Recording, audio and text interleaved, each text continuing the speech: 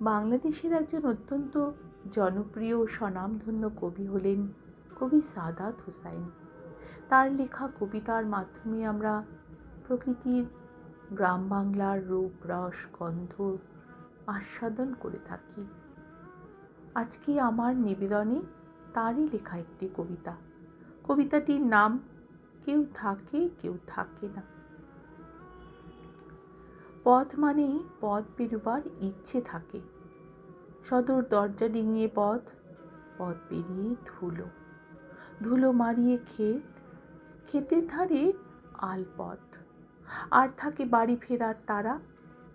সবার অবশ্য থাকে না, যাদের ঘরের সাঙ্কিতে কাঁচা লঙ্কার সাদা ভাত দেওয়ার কেউ নেই, হাত পাখা নেই, জানলায় আলো নেই, কেরোসিন নেই, নুন নেই, তেল নেই, দুখানা কাজল টানার চোখ নেই। তাদের অবশ্য বাড়ি ফেরার কোনো তাড়া নেই।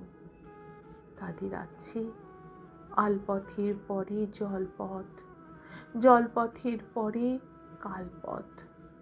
তারা সেসব মারিয়ে যায়, তাদের পিছু ফেরার তাড়া নেই।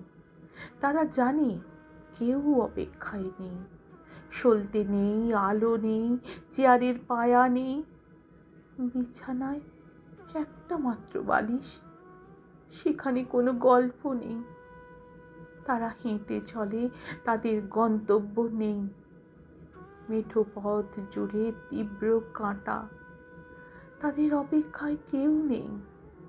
তবু বুকের ভেতর কোথাও হঠাৎ মনে হয়, কেউ কি সত্যিই নেই, নাকি আছে? হয়তো অপেক্ষায় আঁচলের পাখা নাড়ছে, শানকিতে ভাত বাড়ছে, ভাঙা আয়নায় গভীর যত্নে কাজল আঁকছে চোখে। তারা হঠাৎ সাহস করে পেছন ফেলে, সেখানে কেউ আছে কেউ নেই।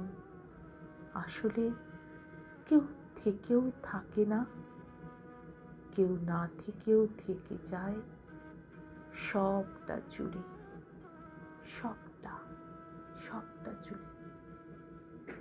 আমার আজকের নিবেদন যদি তোমাদের ভালো লাগে বন্ধুরা, তাহলে একটি অমূল্য ভালোবাসা রেখে যেও তোমাদের আমার কবিতার পাশে। অসংখ্য অসংখ্য ধন্যবাদ ও ভালোবাসা তোমাদের।